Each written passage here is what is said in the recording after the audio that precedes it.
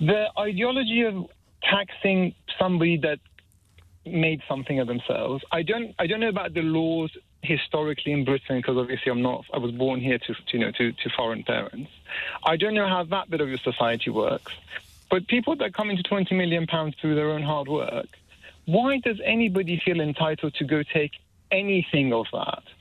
This one is going to be good. James O'Brien just went head-to-head with a caller who, from the sound of it, is sitting on a mountain of money, and yet still can't stomach the idea of a simple wealth tax. What follows is James dismantling excuse after excuse and exposing how flimsy the arguments of the super-rich really are when they're asked to contribute just a little more to society. Before we dive into the full story, comment where you're watching from, and don't forget to like and subscribe so you don't miss the next one. Now, let's watch as O'Brien takes this wealthy caller to school, and then I'll break down exactly why this moment matters. Well, I mean, ideologically, I think you and I disagree, a lot. I listen to you sometimes. For Brexit, I voted to remain on economic terms, because I worked in finance, looked at the numbers, looked at the logic. I thought it was a terrible idea. I voted remain, right? So people that believe certain things don't all agree on everything. Of course. Which I think you sometimes point out. But other than that, the ideology of taxing somebody that made something of themselves. I don't know about the laws historically in Britain, because obviously I was born here to foreign parents. I don't know how that bit of your society works. But people that come into £20 million through their own hard work, why does anybody feel entitled to go take anything of that, given that you already paid a 45% a year annually as is, to get to that point why? Well, for the same reasons that we tax at all. You're looking at a country in desperate need of finances, in desperate need of money, and you're asking yourself one very simple question: where are we going to get it from? Well, how about spending, to our means? Does that make sense? No. Why not? Well, what are our means? Our means depend on how much money we've got.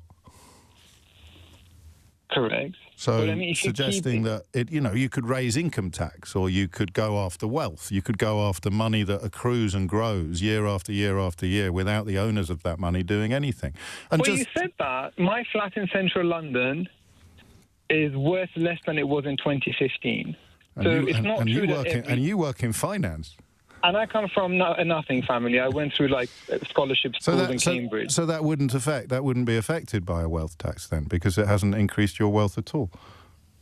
No, but I presume it's not worth over 10. It's not worth 10. No, but it's not worth over £10 million, and we're exempting primary residences from this tax anyway. No, I'm just saying there's a lot of people who worked for their money, and then they put it into whatever they like, be it property, be it whatever. Yes, and then they make more money, so you're taxing them on the money that they make. No, but it's already been taxed one time at 45%. Is that not enough, I'm saying? No, of course it isn't, because it hasn't been taxed at 45%. The amount of money that your flat goes up by, and I appreciate you're the only person in London who's managed to buy a flat that's gone down in value over the last 10 years. No, since Brexit, the flats haven't gone up at all. You have nothing but sympathy for me for that. But if you're getting taxed on the amount of money your flat has gone up in value by, how are you paying income tax on that? The income tax I pay on my income with which I've bought the flat. Yeah, but the flat's going up in value, except for you, for everybody else in central London. The housing has, flats have not, in all of central London. But here's the point. How are you paying income tax on the increase in your assets? No, I'm not talking about that. Yes, you are. You're saying you're paying it twice. And how have you paid income tax on the profits you've made from your assets? No, well, the assets, if you rent them out, you pay taxes on the rental. If you sell them later on, you pay capital gains tax. We're not talking about that. We're asking how you have paid tax on the profits that you've made from your assets. And I just said it. Every year I file my taxes and they're rented out, so I pay tax on the rent. You're renting the property out, so it's not even your primary residence. Right, and I'm paying tax on that already one time, aren't I? Yes, you are, but you're not paying tax on the profit you make from the rising value of the property. And if it's not, and if it's not gone up in value, then you won't. No, I'm with you on that. I'm just saying. So the I don't income understand the point that you think. I don't understand the point that you think that you're making. Let's move on. No, go on. No, I understand that, but you don't currently pay any. So, okay, look, while we're at it, explain to me how the Duke of Westminster has been responsible for building his fortune. No, I just told you the historical, because I want. But you can't have a free pass on it. I want you to tell me why the Duke of Westminster shouldn't pay a wealth tax. No, I don't disagree with that necessarily. So I told you, ideologically, we're not opposites at everything, but you got to make it work for the better of the country. About like non-doms leaving, I know a few that are thinking about. Yes, we all know a few that are thinking. Do you know any who have left?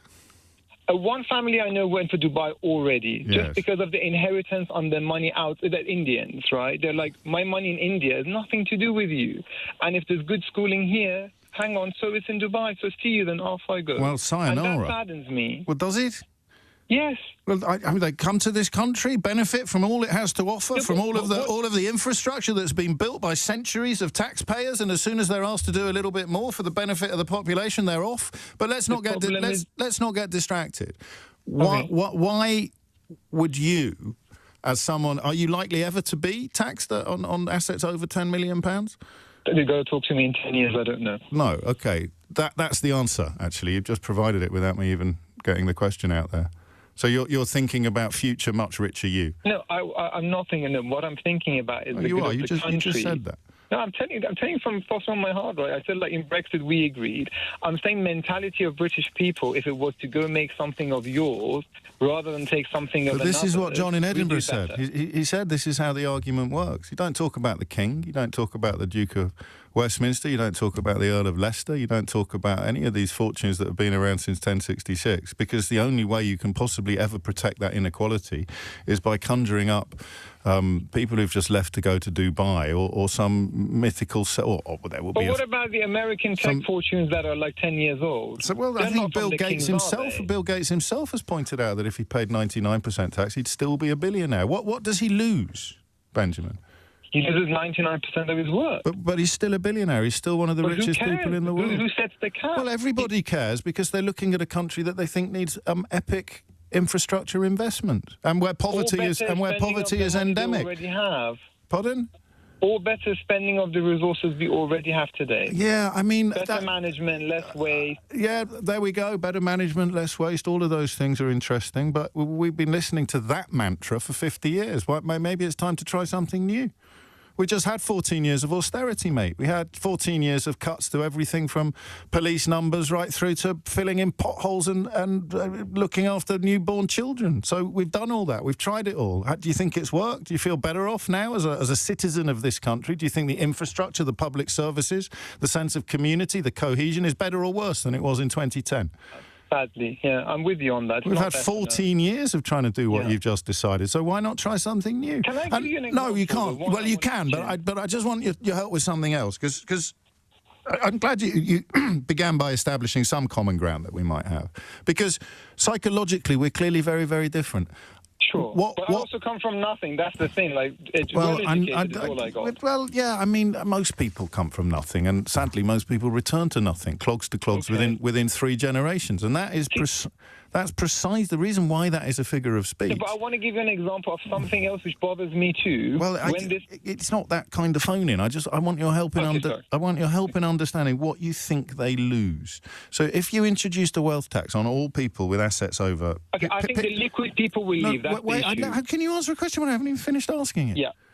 They would still be the richest people in the country. They'd still be the richest people in the world. What do they lose? But maybe you have a better insight into that mindset than I do. What do they lose by helping everybody else out more? The ones that can run away, pack up and run. The ones that can't, we might get a share of theirs. No, but why would you want to run away? That's the bit I don't get. What are they running away from? To lower tax jurisdictions. Yes, but why? Why do they need so much? Why do they need so much? Income tax is 20%. Why do they need so much? Human nature, greed ingrained into the DNA. It's not though, is it? It's not though. You see, and that's the fascinating thing, because it is for some people.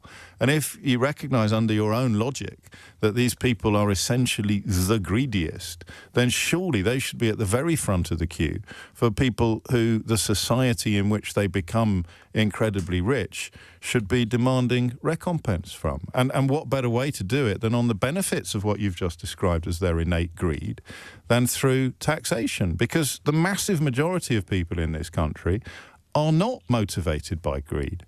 Honestly, this is why I enjoy watching James O'Brien in these moments. He has a way of cutting through complex economic arguments and making them so simple that the average listener can follow along and see the flaws instantly. And when you look at this particular caller, you can almost hear the subtext. This isn't someone scraping by. This is someone already building wealth, positioning himself for the future, and already worried about being taxed once he reaches that elite bracket. But here's the thing. The entire purpose of a functioning society is balance. If you're fortunate enough to be doing well, you contribute more. If you're struggling, you get support until you can stand on your feet. That's how it should work. Yet too often, people with privilege view being asked to do their fair share as an attack, when in reality it's just about responsibility. James made the point beautifully with the Bill Gates example. If Gates gave away 99% of his wealth, he would still remain a billionaire, still richer than almost anyone else on the planet. So when wealthy individuals argue they're being asked to give up too much, what they're really saying is they don't want to part with even a fraction of excess. Even when others are sleeping on the streets, food banks are overwhelmed, and hospitals are stretched to their breaking point. That's why a modest 2% wealth tax on assets above 10 million shouldn't be controversial. It's a small step toward closing a massive inequality gap that has only grown wider over the last decade. Wages are stagnant, costs are rising, and yet the ultra-rich have added billions to their fortunes. Meanwhile, everyday people in places like London, Birmingham, and Manchester are wondering how to make ends meet. Something has to give. And look, this isn't just a UK issue either.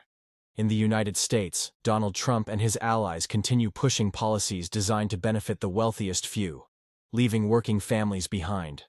The same debate is happening across the Atlantic, and the stakes are just as high. So I'll leave it to you. Should the super rich face a 2% wealth tax to help rebuild crumbling infrastructure and fund public services? Or do you think they've earned the right to hoard while others struggle?